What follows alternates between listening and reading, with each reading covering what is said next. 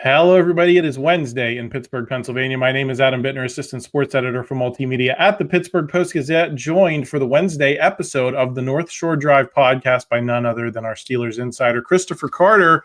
We're going to be talking about the Steelers' Week 1 matchup with the New York Jets, facing Justin Fields, their guy who opened last season for them at quarterback. Now they have Aaron Rodgers.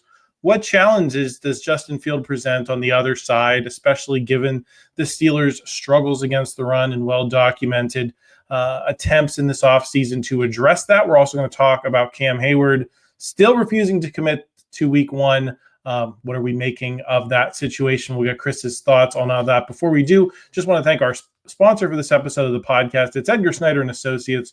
When you've been hurt on the job, who decides when you're better? Who decides when your treatment is over? Who decides when your benefits are over? The answer might surprise you. Insurance company doctors do. How does that make you feel? If the answer is not great, call Edgar Snyder Associates today at 1-800-94-EDGAR. They'll fight for the work comp rights you deserve. And remember, there's never a fee unless they get money for you. Chris, I think I set it up there at the top, but I'll just add that this defense was last seen in a regular or postseason capacity, getting embarrassed by Lamar Jackson and the Baltimore Ravens in that running game. Justin Fields is decidedly not Lamar Jackson in terms of dynamic ability with his legs. Lamar Jackson's one of one, I think, in that capacity, but he is still, as we've seen firsthand, one of the most dangerous playmakers in the NFL with his feet at the position. Pair him with Breece Hall, a guy who still hasn't cracked the 1,000-yard barrier in his career, but who is an efficient running back all 3 years of his career out of Iowa State. And they're a potent, I think, rushing attack. How do you feel like the Steelers are set up to deal with that? And will this be a valid test of their efforts this offseason to say, hey, we have to get better. We have to be able to compete with the Ravens. If they play well against the Jets, what does that tell us about how they can match up against the Ravens moving forward?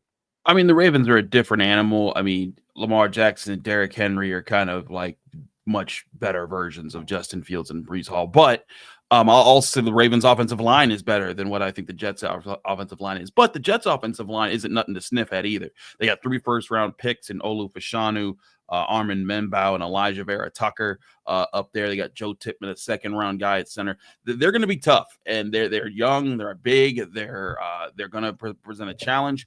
But if they're going to do that, and I asked Mike Tomlin about that in the Mike Tomlin press conference on Tuesday, because I noted that, last year, one of the things the Steelers struggled to defend was the QB option run game.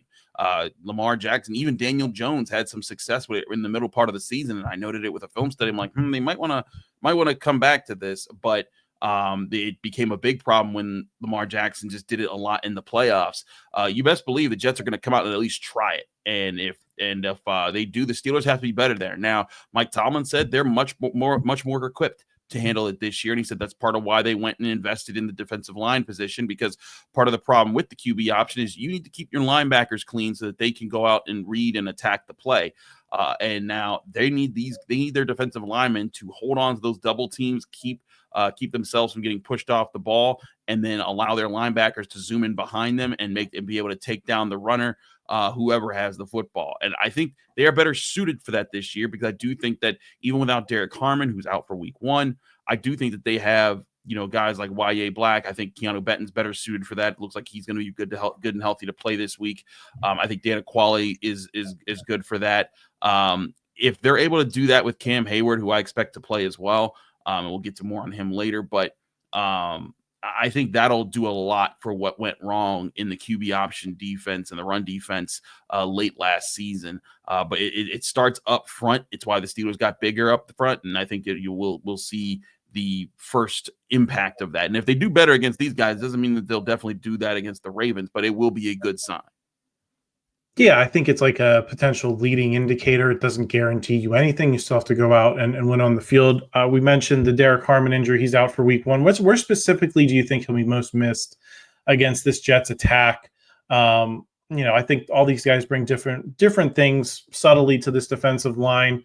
He was the guy that they invested the most in, of course, with a first-round pick in the NFL draft. So where do you think we'll notice his absence compared to subsequent weeks if he's able to come back healthy by the end of September or maybe by the beginning of October. Definitely in the run defense, because that's where I saw him making an immediate impact for the Steelers in the preseason and in training camp. He was able to he was able to get get in guys' frame. He was able to take on double teams. He was able to push guys backwards. That kind of stuff does a lot for the guys behind you. And I think that's something that the Steelers, that's why he was so quickly made a starter by Carl Dunbar. Like, he came in ready to be able to do that. Certainly he will help in the pass rush department, but I think that there's going to be an interesting challenge for him early on as players are kind of getting used to, as he gets kind of used to the NFL and players kind of like see, okay, what moves does he like to do? Oftentimes that's very limited in a young defensive player's career. Even a guy like TJ Watt came in and he really had a couple moves and had to grow in what his repertoire was. And I think Derrick Harmon will need that, but will need to do that. But I think where he can make an immediate impact, as can Yahya Black, when they're on the field, is they're going to be stronger and bigger against the run. And if they are able to keep offensive linemen from getting to linebackers and they're able to push the line back and maybe make some plays themselves, that makes a huge difference for the Steelers defense. What are your expectations for Yahya Black? He's kind of become, I think, one of the darlings of the preseason and training camp, maybe more so the preseason because people got to see him when a lot of people don't necessarily get to see him at Latrobe. But I think a lot of people are very excited for him. I think my expectation going into the season was that they'd be able to find spots where it made sense to plug him in. And Derrick Harmon's absence seems like he's going to just have to take on some higher level of snaps per game, and they're not going to be able to pick spots as well. And he's maybe going to have a little more every down type of duty, or, at least on rundowns. So what are reasonable expectations for him in this situation that he's being thrust into in your mind? I think reasonable expectations is, hey, use good handwork, use your size. I mean, he's 6'7", 330, I think is his frame. It's ridiculously big, and he shows really good athleticism and motor. That's the baseline of what you want to see from Yahya Black is, hey, when we saw you all throughout training camp and preseason, you had a constant motor. You were always chomping at the bit to make a play. You didn't seem like you get tired. You were just pushing. That's what I'd want to see from him early on this season is hey, like, let's see that motor in this game, because that's what's going to win out a lot. It's not going to be, really advanced technique or anything like that. Like, Cam Heyward has several different ways to win with his size and his handwork, and he's become really refined in his game. But Yahya Black is just this big behemoth strong man who's going to bully people. And so what you say, go bully people. That's what if I'm the Steelers, I'm telling him that's what your goal is to destroy, wreck, disrupt, and keep our linebackers clean. I think that's very reasonable for Yahya Black. I'm not saying he's going to be the ultimate disruptor in week one, but I do think that you're going to see him put pressure on offensive lines to contain him, because here's the other thing about it is when you're that big, it's tough to move you, and it's also easy to get moved by someone that big. So if he's firing off the ball, if he's bringing it and he's not tiring out, look for offenses to have to try to focus on double teaming him, and that freeing up more opportunities for guys like Cam Heyward, TJ Watt, and et cetera. Chris, how do you think Mike Tomlin and Terrell Austin will be able to attack Justin Fields, given that they have a whole year of watching him up close on the practice field in games? That's got to be some level of advantage. I'm just curious, how you think they will handle having that advantage in dealing with him. I think the Steelers will deploy a plan that essentially says, Justin Fields, beat us with your arm. We're not going to let you win with your legs because we know you like to win with your legs. And we're not. And when I say beat us with your arm, I don't mean just leave guys wide open, but I do mean, hey, this secondary was prided on being able to win with man coverage all throughout this offseason. Okay, cool. Prove it in this one. Line up with Garrett Wilson, line up with, all their Alan Lazard, the other receivers that they've got, and say, hey, you can't beat us mano-a-mano well enough for Justin Fields to target you. And if Justin Fields has to hold on to the ball in the earlier part of those routes, that's going to give the pass rush more time. And if you're focusing and you keep him from using his legs to extend the play, you can make it really tough on him and force him to have to win from the pocket throwing the ball downfield into tight coverage windows, and that's not where Justin Fields' strength is. When we saw that with the Steelers, but we saw that also with his time with the Bears. The Steelers need to keep the run game contained, keep him contained from his legs, and then you do those two things, he'll be forced to throw downfield. And then if he beats you that way, you know what? Heck of a day, Justin Fields. Congrats on you. But you cannot play to his strength, and his obvious strength right now is running the football. Yeah, I'm thinking of those Denver and Atlanta games last year where those defenses were fairly successful, keeping him outside the numbers, forcing those kind of vertical throws. And I think obviously the Steelers won both of those games, so you don't want to see Justin Fields even have that level of success. But if you can make a couple more plays, especially offensively with Aaron Rodgers attacking that Jets defense, I think that you kind of know what the template is for holding this guy in check. It's just a matter of, can you make the plays to win the game yourself, score enough points to outscore him.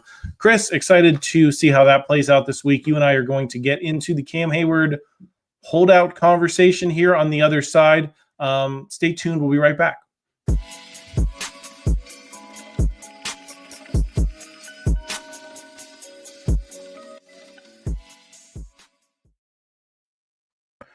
It's the Wednesday episode of the North Shore Drive podcast. I'm Adam Bittner here with Christopher Carter. We're going to be talking about Cam Heyward's holdout situation. Is he serious? Is he handling this the best way? Even if you might agree with his sentiments of wanting more money, we're going to get into all of that. Before we do, we want to thank another sponsor for this episode of the podcast. It's ZipRecruiter.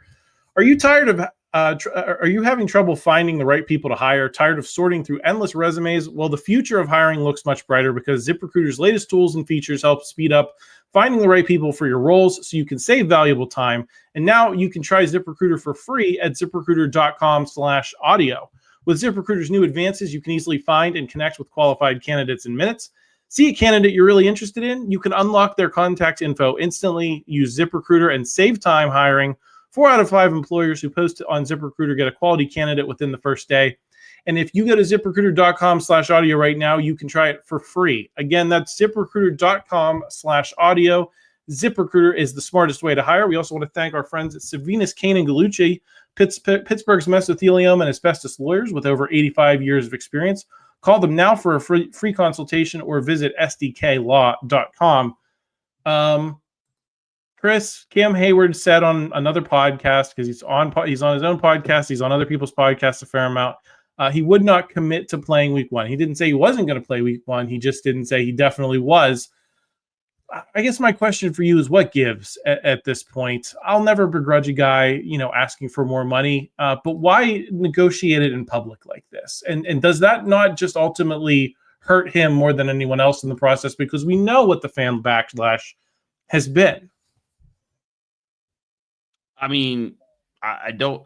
It depends. Do the Rooneys care what the fans think? If they did, they would have traded Mike Tomlin. They would have sold the team. They would have done all these other things. I think the Rooneys are perfectly fine. I think the Steelers are in a situation with Cam. I think he's going to get some slight pay bump that they probably already have in mind.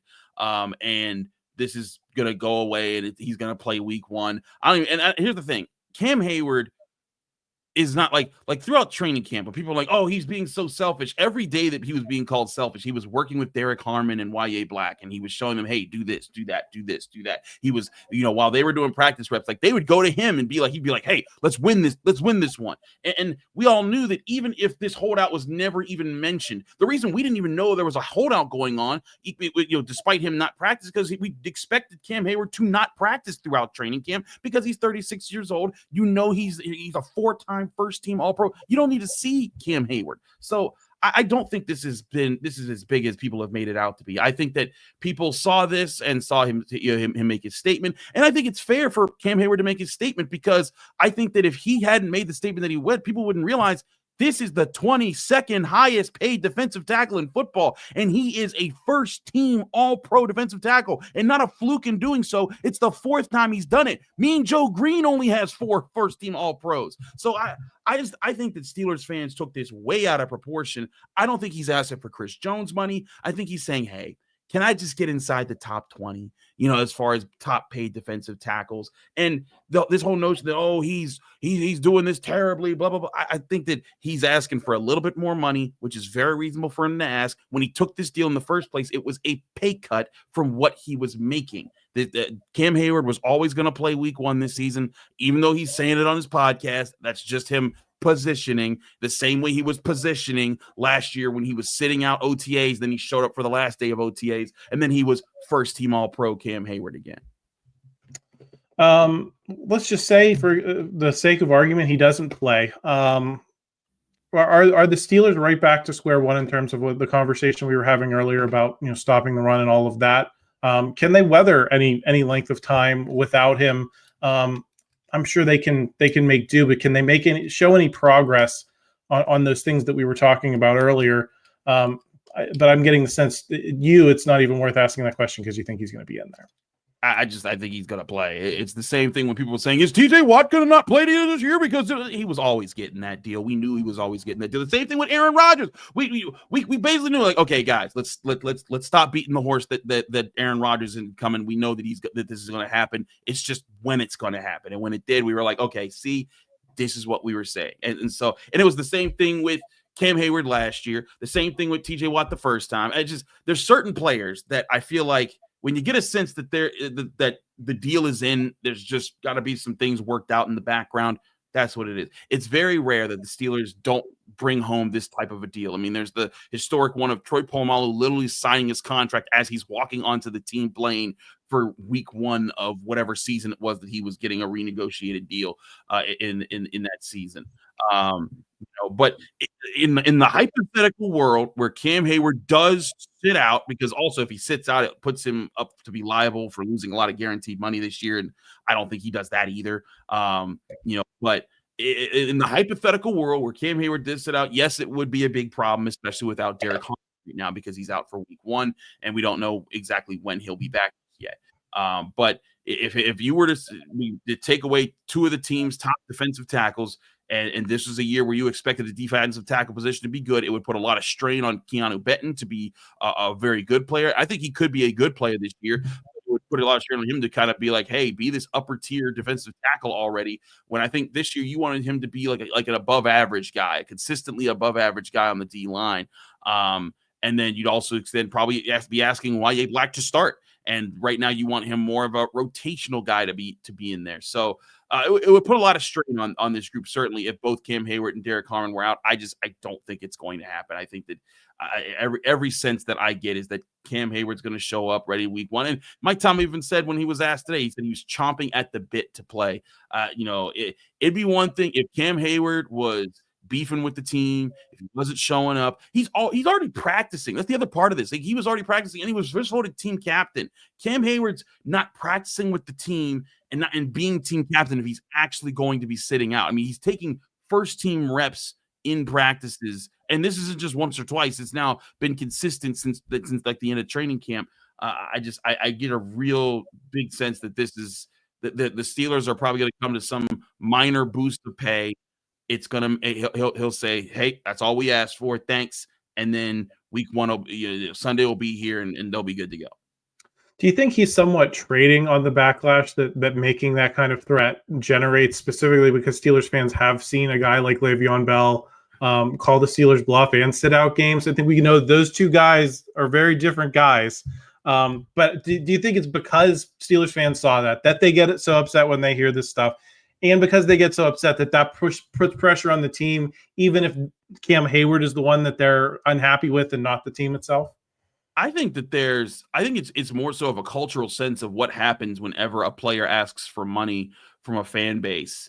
There's this sense of like ownership, like he's asking for your money. And I'm just like, what? No, these are rich people that have the money. Like, again, the Steelers, if they gave him a little bit more money right now, it would not hurt you, me, anyone else. It would not hurt, the season ticket holder. It would just be them saying, hey, here's a few more dollars, Cam. Thanks for being a great Steeler. Now go out there and kick some butt. Like that's what it is. But I think just culturally, and I think it may be even a little bit louder here in Pittsburgh because we're the blue collar town, and the Steelers are all about family and all that stuff.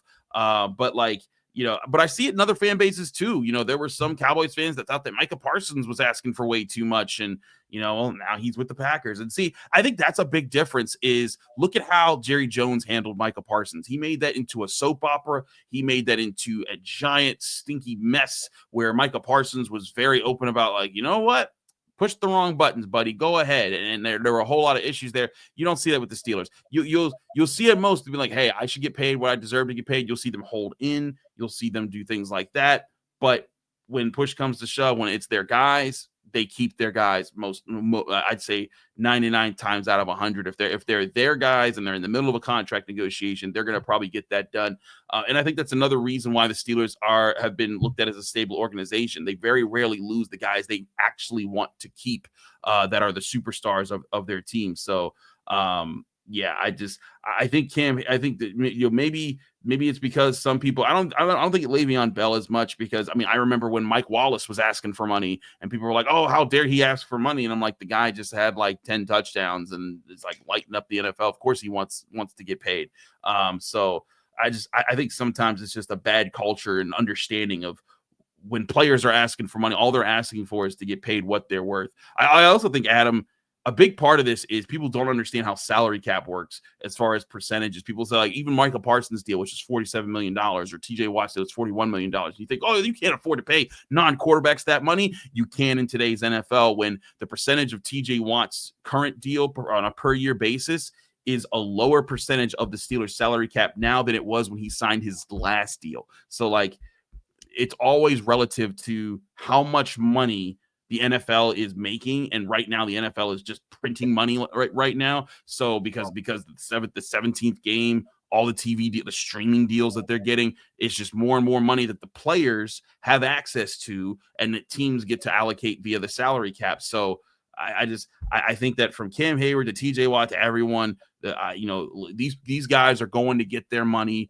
for playing at the highest level of the highest level of the highest level in their profession. They are the 1%. I've said this before. They are the 1% of the 1% of the 1% of the 1% of the 1%. So when someone says, why don't I ask for more? You know what? If you are the best of the best of the best in the world at what you do, you would be asking for more money.